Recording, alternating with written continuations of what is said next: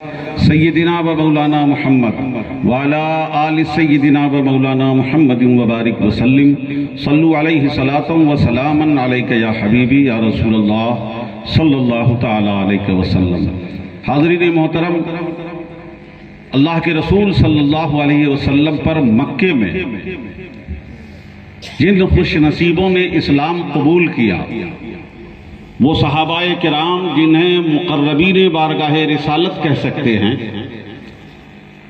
حضرت صدیق اکبر، حضرت عمر فاروق، عثمان غنی، علی مرتضی رضوان اللہ تعالی علیہم اجمعین، یہ وہ صحابہ کرام ہیں کہ یقین جانیے ان کی سیرت پڑھنے کے بعد اور بالخصوص ان کے بارے میں آقا دو جہاں صلی اللہ علیہ وسلم نے جو بیان فرمایا، جو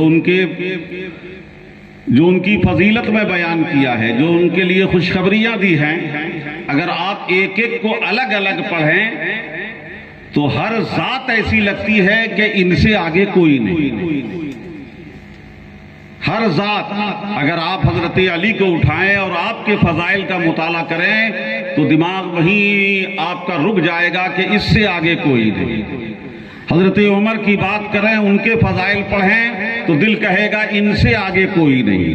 حضرت صدیق اکبر کو پڑھیں، ان کے فضائل سنیں تو ایسا لگے گا ان سے آگے کوئی نہیں۔ یعنی ہر ذات ایسی ہے کہ ایسا لگتا ہے ہر ذات اپنے آپ میں ممتاز ہے اور سب سے اعلیٰ و افضل ہے۔ اور یہ بات ذات کی نہیں ہے، یہ صحابہ کی ذات کی بات نہیں ہے، دراصل بات ذات رسالت کی ہے کہ اللہ کے رسول صلی اللہ علیہ وسلم کی ذات ایسی تھی کہ جو آپ سے قریب آئے اور جنہوں نے پہلے پہل آپ کی قربت اختیار کی اور ہر مرحلے پر آپ کے ساتھ رہے، وہ ہر ایک ایسے بنے کہ جسے دیکھیے وہ ماہتاب و آفتاب نظر آتے ہیں۔ ہر ذات کا یہ عالم ہے۔ ان میں حضرت صدیق اکبر کی نمایاں شخصیت ذات ہے۔ ابھی آپ نے خطاب سماعت فرما لیا ہے، میں تیزی سے آپ کو توجہ دلاتا چاہوں، اگر آپ توجہ حاضر رکھیں گے تو انشاءاللہ تبارک و تعالی حضرت صدیق اکبر کی عظمت نمایاں ہوگی۔ اسلام، رسول کریم صلی اللہ علیہ وسلم نے جب اعلان رسالت فرمایا تو اعلان رسالت سے پہلے تقریباً 15 سالوں تک رسول پاک صلی اللہ علیہ وسلم حضرت خدیجۃ الکبریٰ رضی اللہ تعالی عنہا کے مکان میں رہے۔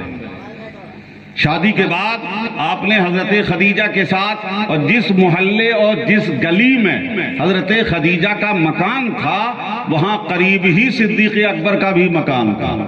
اب آپ ذرا سائیکولوجیکل اعتبار سے، نفسیاتی اعتبار سے توجہ دیجئے گا کہ حضرت صدیق اکبر ایک محلے اور ایک گلی میں رہنے والے ہیں اور عمر میں بھی تقریباً برابر ہیں، بلکہ ایک بار میرے آقا نے فرمایا تھا، اے ابو بکر تم مجھ سے 2 سال بڑے ہو، اکبر منی سنتین، کہ تم مجھ سے 2 سال بڑے ہو۔ تو صدیق اکبر نے یہ بھی گوارا نہ فرمایا کہ رسول پاک کے مقابلے میں مجھے بڑا بولا جائے۔ آپ نے فرمایا لا یا رسول اللہ، انا اسن منک وانت اکبر منی، میں آپ سے عمر میں زیادہ ہوں، بڑے تو آپ ہی ہیں، بڑے تو آپ ہی ہیں۔ تو یہ 2 سال کا فرق ہے۔ گویا آپ کہہ سکتے ہیں کہ ہم عمر تھے، ہم جولی تھے، ایک ساتھ دوستی ہو گئی، بیٹھنا اٹھنا ہوتا تھا۔ اعلان رسالت سے پہلے رسول پاک نے صدیق اکبر کو بھی سمجھا ہے اور صدیق اکبر نے رسول پاک کو بھی سمجھا ہے۔ یہ وہ خصوصیت ہے جو کسی اور کو نہیں، اگر حاصل تھا تو صرف حضرت خدیجۃ الکبریٰ کو حاصل تھا رضی اللہ تعالی عنہا، کہ اعلان رسالت سے پہلے دونوں نے ایک دوسرے کو سمجھ لیا ہے اور دوستی گہری تھی۔ دوسری طرف آگے بڑھیے، جب اللہ کے رسول صلی اللہ علیہ وسلم نے اعلان رسالت فرمایا، آپ نے ابھی سماعت فرمایا کہ حضرت صدیق اکبر مکے میں نہیں تھے، سفر تجارت پہ تھے، واپس آئے تو لوگوں نے انہیں اذراہ مذاق، تمسخر، استہزاء، طنز و طعن کے طور پہ کہا کہ تمہارے دوست نے تو اب اپنے کو نبی ہونے کا اعلان کر دیا ہے۔ حضرت صدیق اکبر بارگاہ رسول پاک میں پہنچ گئے، تصدیق کے لیے پہنچے کہ کیا آپ نے اعلان رسالت فرمایا ہے؟ آپ نے نبی و رسول ہونے کا اعلان کیا ہے۔ رسول پاک صلی اللہ علیہ وسلم نے کہا ہے ابو بکر مجھے اللہ نے رسول بنا کر بھیجا ہے، میں اللہ کا نبی ہوں، رسول ہوں، تم بھی ایمان لے آؤ۔ حضرت صدیق اکبر نے محفل نہیں بدلی، اسی مجلس میں اسلام قبول کر لیا، اسی مجلس میں قبول کر لیا۔ ایک ہم جولی، ایک ہم عمر، ایک محلے اور ایک گلی میں رہنے والے دوست کی فضیلت مان لے، دوست اپنے دوست کو آقا مان کر اپنے کو غلام مان لے، یہ دنیا نفسیات میں آسان نہیں ہے، یہ آسان نہیں ہے۔ ایک طرف رسول پاک کی عظمت تھی اور دوسری طرف صدیق اکبر کی سعادت تھی کہ آپ نے اسی محفل میں اسلام قبول کر لیا، مسلمان ہو گئے۔ اس لیے اللہ کے رسول صلی اللہ علیہ وسلم نے صدیق اکبر کی عظمت بیان کرتے ہوئے کہا کہ ابو بکر نے میری تصدیق، اس سب نے میری تکذیب کی ہے، مجھے جھٹلایا ہے، اس وقت جب سب نے جھٹلایا صدیق نے میری تصدیق کی ہے، صدیق نے مجھ پر ایمان لایا ہے۔ حضرت صدیق اکبر کی پہلی خصوصیت یہ ہے کہ آپ نے جیسے ہی پہلی محفل میں اسلام کی دعوت ملی آپ نے اسلام قبول کر لیا، اور اس دن سے رسول پاک صلی اللہ علیہ وسلم کے دست و بازو ہو گئے۔ اور دوسری بات ذہن میں رکھیے گا کہ تاریخ میں سیرت گواہ ہے کہ حضرت صدیق اکبر تاجر تھے، تجارت کیا کرتے تھے، خوشحال تھے، صاحب مال تھے، مال و ثروت رکھا کرتے تھے، اچھی تجارت، اور اسلام سے پہلے بھی سوسائٹی اور معاشرے میں اپنی ایک معتبر شخصیت بنوائے ہوئے تھے، باوقار شخصیت مانے جاتے تھے۔ اور اتنا ہی نہیں بلکہ شرک و کفر کے زمانے میں بھی جہاں شراب پینا تمام قریش کے گھروں کا فیشن تھا، اس زمانے میں بھی صدیق اکبر نے شراب کو ہاتھ نہیں لگائی اور کبھی بت کے سامنے سجدہ ریز نہیں ہوئے، بتوں کو سجدہ نہیں کیا۔ گویا رب قدیر کی طرف سے رسول پاک کے یار کا انتخاب پہلے ہو چکا تھا کہ جو رسول اللہ کا یار بنے گا وہ ایمان سے پہلے اور اسلام سے پہلے بھی پاکیزہ ہوگا، نہ شراب نوشی کرے گا، نہ بت پرستی کرے گا، ایسے کو اللہ نے انتخاب فرمایا ہے۔ حدیث پاک میں آیا ہے کہ اللہ کے رسول صلی اللہ علیہ وسلم نے فرمایا کہ ان اللہ نظر الی قلوب العباد فلم یجد قلبا اتقى من قلوب اصحابی، اللہ نے اپنی نظر رحمت فرمائی، تمام دلوں پر نظر ڈالی تو صحابہ سے زیادہ متقی دل کسی کا نہیں پایا، تو فجعلهم صحابا لی، تو اللہ نے ان کو متقی دلوں کو میرا صحابی بنا دیا۔ جس کو صحابہ متقی دلوں کو صحابی بنا دیا، ان متقیوں میں جو ابو بکر ہیں ان کے متقی ہونے کا کیا عالم ہوگا۔ جب تمام صحابہ کے بارے میں فرمایا ہے تو حضرت ابو بکر صدیق خوشحال تھے، دولت مند تھے، تاجر تھے، بزنس مین تھے، لیکن جس دن سے اسلام قبول کیا تاریخ گواہ ہے کہ حضرت صدیق اکبر نے رسول اللہ کے بعد دین کے مکمل مزاج کو جس نے نافذ کیا ہے وہ حضرت صدیق اکبر کی ذات ہے۔ اللہ کے رسول صلی اللہ علیہ وسلم اعلان رسالت سے پہلے تجارت کر رہے ہیں، حضرت خدیجہ کی مضاربتاً یا شراکتاً تجارت کر رہے ہیں، سفر فرما رہے ہیں، لیکن جیسے ہی اعلان رسالت فرمایا معاش سے ہاتھ اٹھا لیا، تجارت بند ہو گئی، اب صرف دعوت و تبلیغ ہی زندگی کا مقصود بن گیا، مشن بنا دیا۔ اگر اس مشن پر کامل طور پہ کوئی ذات اتری تو جیسے رسول پاک نے اعلان رسالت کے بعد تجارت کاروبار سب ترک کر دیا، صدیق اکبر نے بھی اسلام قبول کرنے کے بعد کاروبار تجارت سب بند کر دیا۔ جو رسول کا مزاج تھا وہی ابو بکر کا مزاج تھا، تجارت بند۔ اب رسول پاک کی طرف سے دعوت دی جا رہی ہے، اس دعوت میں بھی اب پھر اس پہلو پہ توجہ دے دیں آپ کہ دعوت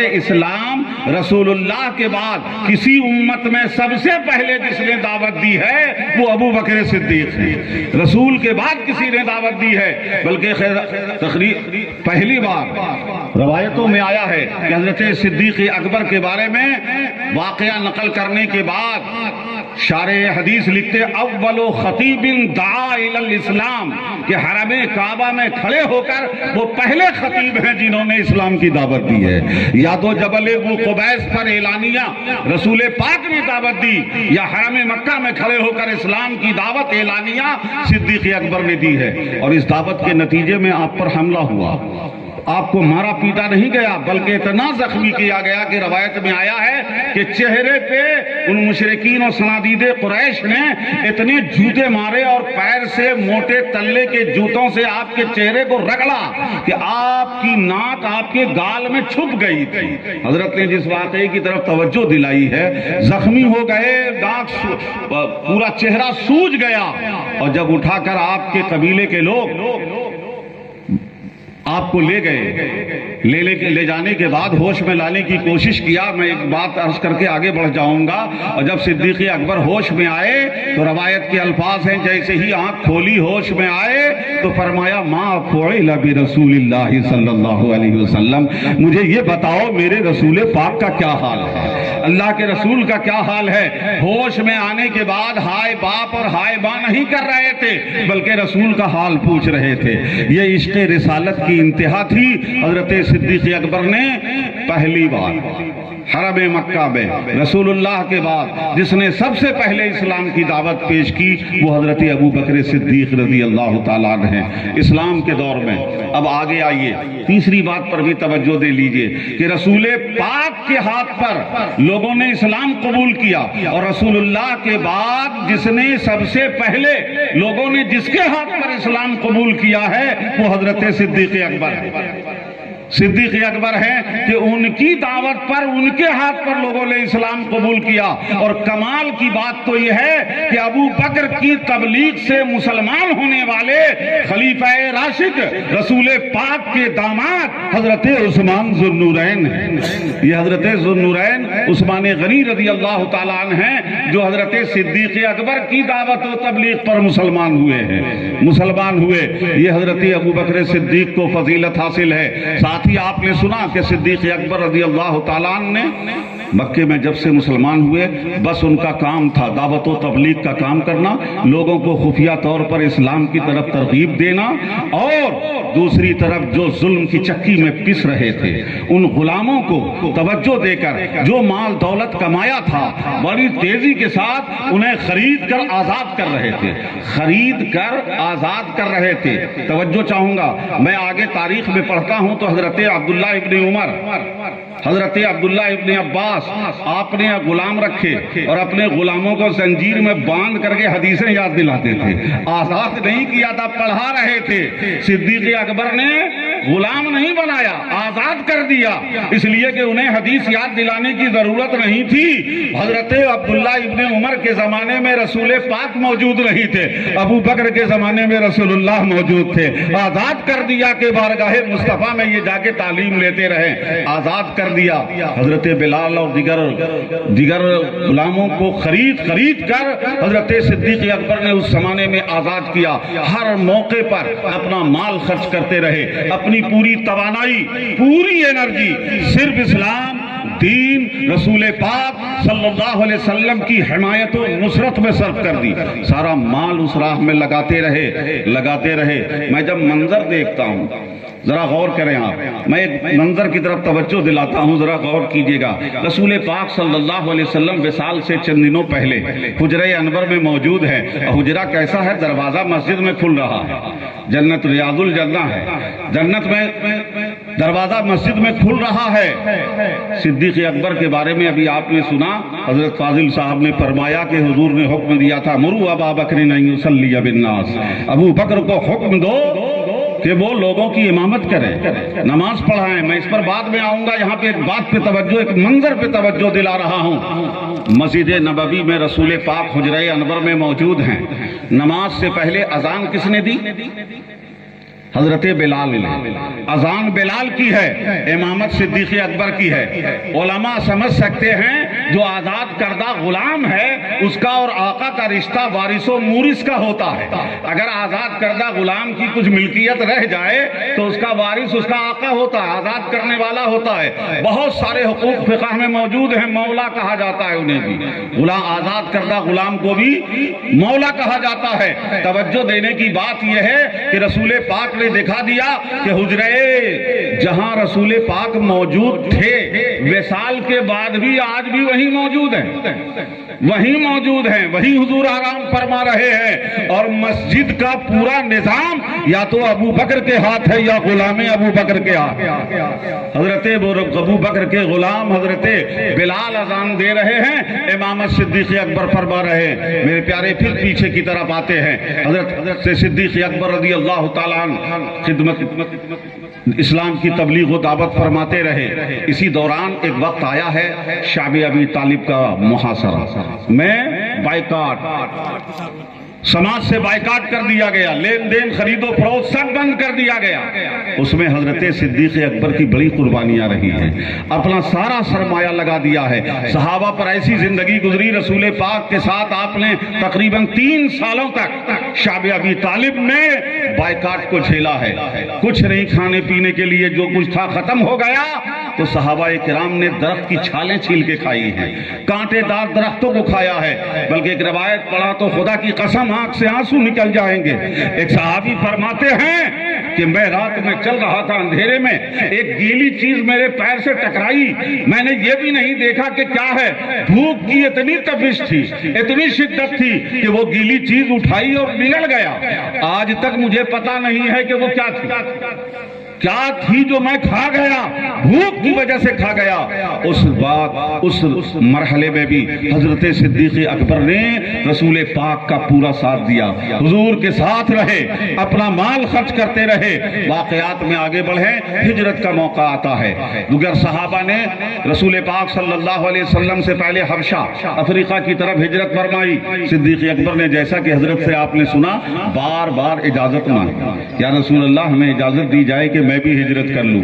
میرے آقا نے فرمایا کہ ابھی انتظار کرو, ابھی رب کا حکم نہیں آیا ہے, اللہ کا حکم نہیں آیا ہے, اور تمہیں اچھا ساتھی ملے گا, اچھا ساتھی ملے گا. صدیق اکبر سمجھ گئے, اشارہ سمجھ گئے. سیرت نگار لکھتے ہیں کہ جس دن سے رسول پاک صلی اللہ علیہ وسلم نے فرمایا کہ اجازت ملے گی, اچھا ساتھی ملے گا, صدیق اکبر ہر رات انتظار کرتے تھے اور سامان تیار تھا کہ نہ جانے مصطفیٰ کا کب حکم آ جائے, کب ہمارے لیے یہ حکم آ جائے کہ ہجرت کرنا ہے. حکم آنے کے بعد تیاری کی ضرورت نہ پڑے. اٹھا کر سیرت پڑھ لیں کہ صدیق اکبر کے گھر پر جب رسول پاک تشریف لائے اور فرمایا کہ آج رات ہجرت کرنی ہے, کہیں روایت میں نہیں آتا ہے کہ صدیق اکبر نے تیاری کی ہے, اس لیے کہ تیار بیٹھے تھے, تیاری کر کے بیٹھے تھے. مزاج مصطفیٰ کو پہچاننے والے صحابی کا نام ابو بکر صدیق ہے, رسول پاک کے اشارے کو سمجھنے والے کا نام صدیق اکبر ہے. ہجرت فرمائی, رات میں ہجرت کی, رات میں ہجرت کی. میں تیزی سے بات آگے بڑھاتا ہوں. غار ثور پہ گئے, جو لوگ حج عمرہ کرنے گئے ہوں گے آج بھی جبل ثور کے پاس جا کر دیکھ لو, جبل ثور کے پاس جا کر دیکھ لو. یہ پٹھانی پاکستان کے لوگ کندھے پر پیٹھ پر پانی اٹھا اٹھا کے اوپر لے جاتے ہیں اور بڑا مہنگا پانی بیچتے ہیں. جانے والے کچھ تو پہاڑ دیکھ کر لوگوں سے پوچھتے بھی ہیں کتنی دیر لگتی ہے, کتنا گھنٹہ لگتا ہے, کتنا اونچا ہے, جانے کی ہمت نہیں کرتے ہیں. لیکن توجہ چاہوں گا میرے پیارے, رات میں چل رہے ہیں, پیروں میں ٹھوکر لگی, پتھروں سے پیر ٹکرائے, رسول پاک صلی اللہ علیہ وسلم کے قدمان مبارک لہو لہان ہو گئے. لہو لہان دے کر حضرت ابو بکر صدیق نے فرمایا یا رسول اللہ آپ آئیں, آپ پیدل نہ چلیں, آپ میرے کندھے پہ آ جائیں. توجہ چاہوں گا, حضور فرما رہے ہیں ابو بکر 2 سال بڑے ہیں, 2 سال بڑے ہیں, لیکن کندھے پہ بٹھانے کی پیشکش حضرت ابو بکر صدیق نے فرمائی. حضرت صدیق اکبر کے کندھے پر رسول پاک بیٹھ گئے. اب صدیق اکبر جبل ثور پہ تنہا نہیں چڑھ رہے ہیں, ظاہر یہ ہے کہ حضور کو کندھے پہ لے کے چڑھ گئے. حقیقت عاشق کے دل کا اندازہ لگاؤ تو یہ رسول اللہ کندھے پہ ہیں جو چلا دیا. چڑھا دیا ہے. کندھے پہ رسول کا ہونا ہی یہ صدیق اکبر کے پہاڑ پہ چڑھنے کے لیے حوصلہ بن گیا ہے, ہمت بن گئی ہے. اگر کبھی دیکھنا ہو تو دیکھ لینا, آپ اکیلے کہیں چلتے ہیں, کہیں مشقت کی جگہ پہ جا رہے ہو اور کہیں گود میں آپ کا پیارا بچہ ہو, بیٹا آپ کا پیارا ہو گود میں, تو آپ اپنی چال دیکھ لیں گے. محبت چلا دیتی ہے. ظاہر یہ ہے کہ بوجھل ہو گئے, حقیقت یہ ہے کہ اب بوجھ برداشت کرنے کے لائق ہو گئے. حضرت صدیق اکبر رسول پاک صلی اللہ علیہ وسلم کو کندھے پر بٹھا کر غار ثور, جبل ثور پہ چڑھ گئے اور چڑھے. تو یہ پوری تاریخ اسلامی میں صرف ابو بکر صدیق کو یہ اعزاز حاصل ہے کہ جن کے کندھے پر مصطفیٰ سوار ہوا, جن کے کندھے پر مصطفیٰ کے قدم پاک پڑے ہیں, رسول پاک سوار ہوئے ہیں. حضرت صدیق اکبر تنہا ہیں, غار ثور میں گئے. میں واقعہ زیادہ لمبا بیان نہیں کروں گا. آگے گئے, غار کے پاس پہنچے, پہلے اندر گئے, سوراخ کو بند کیا, غار کو صاف کیا. ایک سوراخ بچا تھا, اس پہ اپنی ایڑی رکھ کر بیٹھ گئے. رسول پاک صلی اللہ علیہ وسلم آرام فرما رہے ہیں. میرے پیارے, سانپ نے ڈسا, ایک بار نہیں ڈسا, بار بار ڈسا ہے, اور اتنا ڈسا کہ زہر آپ کا اوپر تک چڑھ گیا, چہرہ زرد ہو گیا, نیلا پڑ گیا, اور اس کے بعد فطری طور پر آپ کے آنکھ سے آنسو نکلنے لگے ہیں. فطری طور پہ آنسو نکلے. سرکار بیدار ہوئے. میں دوہرا دیتا ہوں, آپ تیزی سے بات ذہن میں رکھیں گے. جیسے ہی دیکھا کہ سانپ کاٹا ہے, پتا چلا کہ زہریلے سانپ نے کاٹ لیا ہے, تو رسول پاک صلی اللہ علیہ وسلم نے لعاب دہن لگا دیا. حضرت توجہ فرمائیں گے ذرا, آپ توجہ رکھیں گے تو دوسرے بھی رکھیں گے. حضرت وہ آگے کے لیے حضرت میں چھوڑتا ہو جا رہا ہوں. بہرحال حضرت رسول پاک صلی اللہ علیہ وسلم نے لعاب دہن لگایا. حضرت ابو بکر صدیق کا زہر اتر گیا, شفا مل گئی. میرے پیارے, توجہ کی بات یہ ہے کہ ظاہری اعتبار سے, عالمی اسباب کے اعتبار سے موت کا سبب قائم ہو چکا تھا. اب لعاب دہن نے زندگی دی ہے, تو آپ کہہ سکتے ہیں کہ غار ثور تک پہنچنے تک یہ صدیق اکبر کی معمول کی زندگی تھی, اور غار ثور کے بعد جو ہے وہ معجزہ مصطفیٰ بن کر ابو بکر جیتے رہے. تا حیات رسول پاک کا معجزہ ہے, آپ کی زندگی ہی معجزہ ہے. میرے پیارے, معجزہ بن کر جیتے رہے ہیں. صدیق اکبر گئے 3 دنوں تک. یہاں پر کچھ رابضی حضرات, ابھی ہمارے سید صاحب نے فرمایا, فیض صاحب نے, کہ یہ وقت کی ضرورت ہے. وقت کی ضرورت اس لیے ہے کہ آج پوری اسلامی دنیا میں صرف ایران کا نام اچھل کر سامنے آ رہا ہے کہ یہ ٹکر لے رہا ہے, اور اس کے پردے میں پورا سوشل میڈیا شیعت کے عقیدے سے بھرا پڑا ہوا ہے, شیعت کے فروغ سے بھرا پڑا ہے. اور اپنے ان کے غیر تو غیر ہیں, اپنے بھی جو پڑھتے نہیں, مطالعہ نہیں کرتے, اپنے بزرگوں کو نہیں جانتے, اپنے بزرگوں کے عقیدے موقف مسلک سے واقف نہیں ہیں, وہ بھی اس سوشل میڈیا کی زد میں آ رہے ہیں. اسی کی طرف سید فیض صاحب نے اشارہ دلایا ہے. میرے پیارے, یہاں پہ آ کے بعض ظالم نے کہا ہے کہ ابو بکر صدیق غار میں گھبرا کر شور مچا رہے تھے, تاکہ ابو بکر کو شور مچا کر رسول پاک کو کافروں کو رسول پاک کے بارے میں خبر دے دے, رسول اللہ پہ حملہ کرانا چاہتے تھے. معاذ اللہ, اتنی لچر بات ہے کہ اس کا جواب دینے کی بھی ضرورت نہیں ہے. میرے پیارے, میں ایک جملہ دیتا ہوں, ذرا غور سے سن لیں, شاید پتہ نہ ہو. رسول پاک صلی اللہ علیہ وسلم کے سفر ہجرت میں راستہ دکھانے کے لیے جس شخص کا انتخاب کیا گیا تھا وہ مشرک تھا, کافر تھا. مکے کے کافر مشرک میں بھی اتنی غداری نہیں تھی, اور رسول پاک کی خلوت میں خلوت میں جہاں مصطفیٰ اور ابو بکر کے سوا کوئی نہ ہو، خلوت میں رہنے والے کی پر یہ شک کیا جائے، ان کی تربیت پہ شک کیا جائے، یہ تو ڈائریکٹ رسول پاک کی ذات پر تنقید کرنا ہے۔ اور حضرت اسماء بنت ابی بکر رضی اللہ تعالیٰ عنہ رسول پاک حضرت ابو بکر کی صاحبزادی 3 دن تک مسلسل کھانا پہنچایا کرتی تھی، دودھ پہنچایا کرتی تھی۔ اگر یہ کسی کو بتانا ہوتا تو وہاں شور مچانے کی کیا ضرورت تھی؟ مکے میں شور مچ جاتا، مکے میں بتا دیا جاتا۔ یہ میں نے ان رافضیوں کی لچر باتوں کو آپ کے سامنے پیش کر کے اس کو رد کیا ہے، کنڈم کیا ہے۔ حضرت ابو بکر صدیق رضی اللہ تعالیٰ نے ہجرت فرمائی، غار ثور سے نکلے، مدینے کی طرف چلے، مدینے کی طرف چلے۔ میں یہاں پہ ایک بات بتا دوں، ایک روایت میں آیا ہے کہ حضرت صدیق اکبر جب چلتے تھے تو کبھی حضور کے آگے چلتے، کبھی پیچھے چلتے، کبھی دائیں چلتے، کبھی بائیں چلتے۔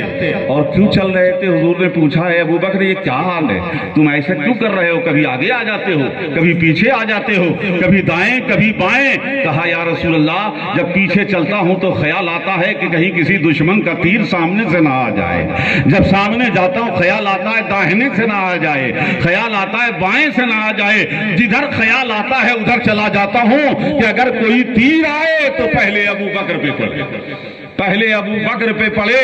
میرے پیارے حضرت صدیق اکبر ہجرت فرماتے ہوئے مدینہ پاک پہنچے، اور مدینہ شریف پہنچنے کے بعد حضرت صدیق اکبر نے رسول پاک صلی اللہ علیہ وسلم کے ساتھ قبا، محلہ قبا میں قیام فرمایا، پھر مدینے میں تشریف لے گئے، اور اس کے بعد سے رسول پاک کے ساتھ رہے، اتنا رہے، مسلسل رہے، ہر جگہ رہے، ہر غزوے میں شریک ہوئے، ہر جہاد میں شریک ہوئے، بلکہ میدان بدر میں جو آپ کی شرکت ہے تو عریش مصطفیٰ، عریش بدر جو ہے جہاں پہ رسول پاک کے لیے سائبان بنایا گیا تھا، حضرت علی کرم اللہ وجہہ الکریم فرماتے ہیں، استدلال فرماتے ہیں، جب ان سے سوال کیا گیا کہ سب سے بڑا بہادر صحابہ میں کون ہے تو حضرت علی نے فرمایا وہ ابو بکر سب سے بڑے بہادر ہیں، اشجع الشہید، انہوں نے فرمایا ابو بکر ہیں۔ دلیل کیا ہے تو کہا میدان بدر میں جب سب کے کلیجے ہل رہے تھے تو رسول پاک کے ارد گرد تلوار لے کر گھومنے والے صرف ابو بکر صدیق تھے، ابو بکر صدیق تھے جو رسول اللہ کے کوہسار میں لیے ہوئے تھے، آپ کے دائیں بائیں سایہ بن کر کھڑے تھے۔ وہ میدان بدر کا منظر، اب اس پر تفصیلات سے گفتگو کی جائے تو لمبی ہوگی، ہر وقت ساتھ دیا، ہر وقت ساتھ دیا، مال سے ساتھ، جان سے ساتھ۔ مدینہ پاک میں آپ نے سنا کہ اللہ کے رسول صلی اللہ علیہ وسلم نے جیش عسرہ، تنگی کا زمانہ تھا، اس لشکر کی تیاری کے لیے حضرت رسول پاک نے جب دعوت دی کہ لوگوں جو ہے مدد کرو، دین کے لیے مدد کرو، تیاریوں کے لیے مدد کرو، تو حضرت صدیق اکبر رضی اللہ تعالیٰ نے اس وقت بھی مثال قائم کر دی۔ آج بھی دنیا میں مثال قائم ہے کہ حضرت صدیق اکبر نے گھر کا سارا سامان اٹھا کر لا کر رسول پاک کی بارگاہ میں رکھ دیا۔ میرے پیارے وہ چکی بھی، وہ مٹی کا پیالہ بھی، وہ جھاڑو بھی، ساری چیزیں لا کر حضور کی بارگاہ میں پیش کر دی، اور ایک کمبل جسے فارسی زبان میں دلیم کہا جاتا ہے، حضور شفیع میاں نے شعر میں بیان فرمایا، ایک کمبل اوڑھ لیا اور کمبل اوڑھ کر بارگاہ رسالت میں آ گئے۔ توجہ چاہوں گا میرے پیارے، صدیق اکبر کی فضیلت اس کو سننے کے بعد فضیلت صدیق اکبر پر کوئی آگے کچھ سوچ بھی نہیں سکتا ہے۔ رسول پاک کی بارگاہ میں حضرت ابو بکر تشریف فرما ہیں، حضرت جبریل آ گیا، اور جبریل آئے تو وہی دلیم پہنے ہوئے آئے، کمبل پہنے ہوئے آئے۔ میرے آقا نے کہا اے جبریل یہ کیا حال ہے، آج تم کمبل پہن کر کیوں آئے ہو؟ جبریل امین کمبل پہن کر آئے ہیں۔ کہا اے اللہ کے رسول صلی اللہ علیہ وسلم، آج رب قدیر نے ابو بکر کو دیکھتے ہوئے کہ آج میرے ابو بکر نے کمبل اوڑھا ہے، مجھے نہیں سارے فرشتوں کو حکم دے دیا ہے کہ اسی کمبل میں ملبوس ہو جاؤ جس میں میرا ابو بکر ملبوس ہے۔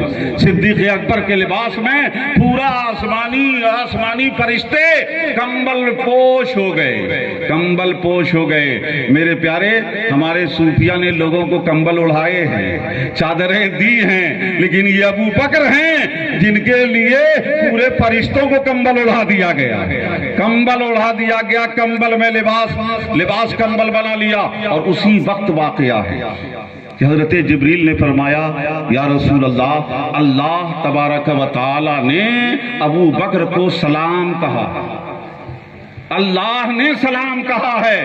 اب ذرا سوچ کر دیکھیں، اللہ نے سلام پیش کیا ہے اور رب فرماتا ہے کہ ابو بکر سے پوچھ لیں کیا ہوا راض منی، کہ ابو بکر سے پوچھ لیں، اللہ پوچھ رہا ہے کہ ذرا ابو بکر سے پوچھ لیں کہ ابو بکر اللہ سے راضی ہے یا نہیں، اللہ سے راضی ہے یا نہیں ہے، یہ اللہ پوچھ رہا ہے رسول پاک کے ذریعے کہ ابو بکر سے پوچھئے کہ وہ مجھ سے راضی ہے کہ نہیں ہے۔ ذرا میرے پیارے یہ مناسبت دیکھیں کہ اللہ اکبر کہا ہے نا کہ خدا کی رضا چاہتے ہیں دو عالم، اور خدا چاہتا ہے رضائے محمد، اور رضائے محمد کے صدقے میں اگر اللہ نے کسی کی رضا چاہی ہے تو وہ ابو بکر صدیق رضی اللہ تعالیٰ عنہ ہے۔ اللہ اکبر۔ حضرت ابو بکر صدیق نے سنا یہ بات جیسے رسول پاک نے کہی کہ ابو بکر اللہ فرماتا ہے کہ کیا تم اللہ سے راضی ہو، تو حضرت ابو بکر کہہ رہے ہیں اے یا رسول اللہ میں اپنے رب سے کیسے ناراض ہو سکتا ہوں، انا راضٍ بربی، کہ میں اپنے رب سے راضی ہوں، میں اپنے رب سے راضی ہوں۔ تکرار لگا دی انہوں نے کہ میں اپنے رب سے راضی ہوں۔ یہ مقام ہے صدیق اکبر کا۔ اسی لیے سید صاحب نے اشارہ کیا کہ اللہ پاک نے بشارت دی رضی اللہ عنہم ورضوا عنہ، اور اس کے بعد فرمایا وَلَسَوْفَ يَرْضَىٰ، یعنی قریب وہ بھی راضی ہو جائیں گے، یہ اتقا بھی راضی ہو جائیں گے۔ صدیق اکبر کو اللہ نے سلام بھیجا۔ صدیق اکبر کی رضا اللہ چاہتا ہے، سب چاہتے ہیں کہ اللہ راضی ہو جائے، اور اللہ کہتا ہے کہ ابو بکر راضی ہو جائے، ابو بکر راضی ہو جائے۔ یہ حضرت ابو بکر کی فدائیت، فنائیت، اسلام و دین کے لیے اپنے آپ کو فنا کر دینے کا اعزاز ہے کہ اللہ نے ابو بکر کی رضا طلب کی ہے کہ ابو بکر راضی ہو جائے۔ الحمدللہ صدیق اکبر رضی اللہ تعالیٰ نے قربانی کی مثال پیش کر دی، محبت کی مثال پیش کر دی، اور دین کے لیے اپنے خرچ کرنے کی مثال پیش کر دی۔ اسے نظر میں رکھیے، اسے نظر میں رکھیے، اور قرآن پاک کی آیت سنیے، سورہ حدید کی آیت ہے۔ اب آپ سن لیں کہ کہاں یہ آیت جاتی ہے۔ اللہ پاک ارشاد فرماتا ہے لا یستوی منکم من انفق من قبل الفتح وقاتل۔ ترجمہ سنیں غور سے، اللہ فرماتا ہے تم میں سے کوئی اس شخص کے برابر نہیں ہو سکتا جس نے خرچ کیا ہے فی سبیل اللہ۔